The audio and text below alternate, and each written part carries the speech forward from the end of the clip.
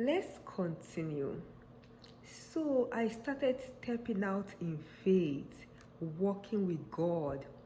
I was scared, but I was moving forward with God. God started revealing what He wanted me to share in our book. Some of the things I agreed with, the other things I was negotiating with God. I'm like, God, I don't want to share that. Then I would take it out. Then later I would include it. At the end of the day, God won. So, do you know what I realized? The testimonies that I don't want to share were actually the testimonies that God used to deliver people. Testimonies like how God saved me from pornography, masturbation, lesbianism, ex-boyfriend, ex-fiancé, online dating, termination from work, cheating, pragalism, parental manipulation, and so on. Those delicate testimonies, God, those are the testimonies that God wanted to use to deliver others. So don't be ashamed of your past. Don't be ashamed of your testimonies. Share it and tell people how God saved you so God can save them too. Whether you like it or not, you have a book to write. Just because you have not written a book does not mean you don't have a book. Your life is a book. Your testimony is a book. All you need to do is sit down with God and write that book. No matter how long it takes, write it. Mine took 2 years with publishing and all. I started January 2021, then told you January 2023. For you, it may take 1 year or less or more. I did not even know it was a book until February 2021. I thought it was God and I just writing a journal. So God wants to encourage you to write that book. That is why He's telling me to share my experience.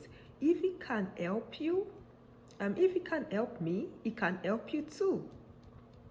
So middle of February 2021, I told God, okay, let's say I agree to turn my testimonies into a book. How would you do that?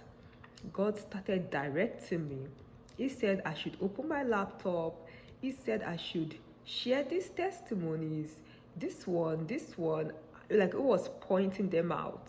And I was like, no, God, I'm so afraid. God said nothing would happen to me. So I listened to God and we wrote the first draft. We titled it another name in my Word document. Like we titled the Word document another name. So my parents would not know. Because once in a while, my mom would borrow my laptop for one thing or another. So I hid the document in my laptop.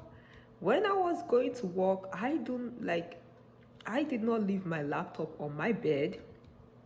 I hid my laptop in my cupboard. I changed my password. This was top secret.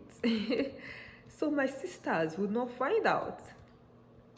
End of February, I finished writing the first draft with God. I did not have a title. It was just a draft. The one day I was on Facebook and I saw an advert of this Black American lady. She was talking about helping people to write a book, giving tips, saying, join my program. God advised me to reach out to them. So do you see the hand of God? God knew I needed help. So He sent this person on Facebook to help me. So think about it. Why is it that it was when I was on Facebook I saw this advert? God, so this is God working. Same for spouse. When it is God's time for you to get married, you don't have to look for Him. God will bring Him to you. Yes. So I listened to God, reached out to them, did a Zoom meeting, used my earphone, so my parents would not hear our conversation. Talked silently to them. When it is God's thing, like when it is a God, like when it's God's thing, God would protect you from those trying to stop you. My parents tried to stop God's destiny, but God did not allow it. Right under their roof, I was writing God's book and they did not know, because God protected me. My parents never thought I was still thinking about God's call 10 years later after I told them. God's call over your life would never die. When God has a calling over your life, it may look like it will not happen. It would still happen. 10 years later, God said it was time to start his call. In my life, I thought God had forgotten. God allowed me to get my MBA. God allowed my parents to put their guards down.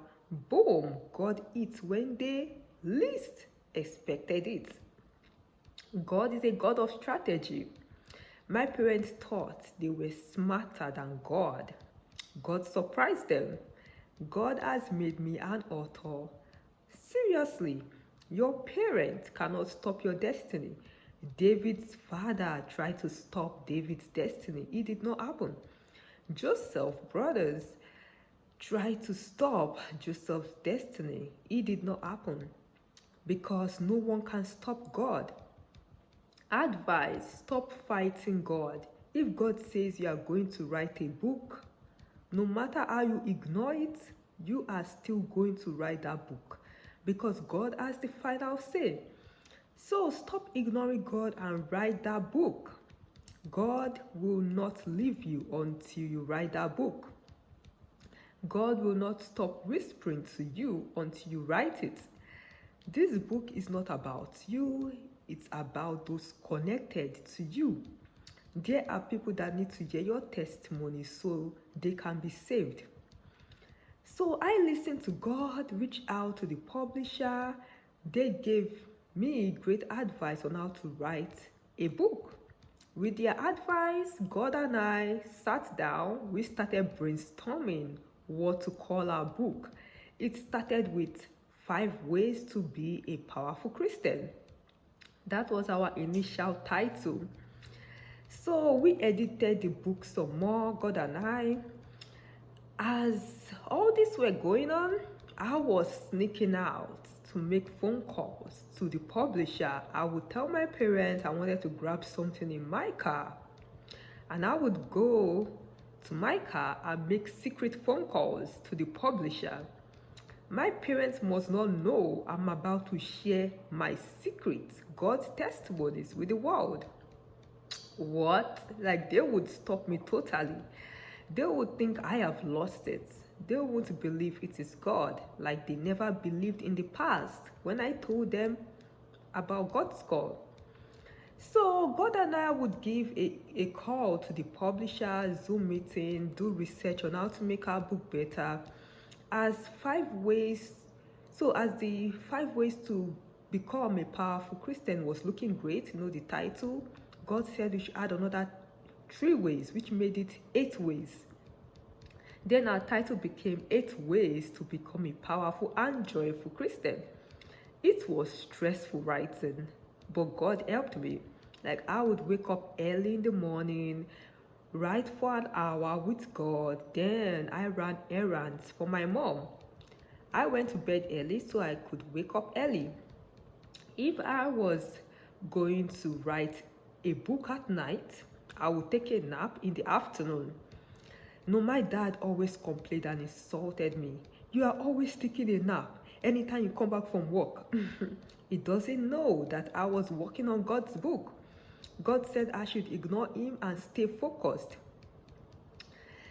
So we continue in the next video.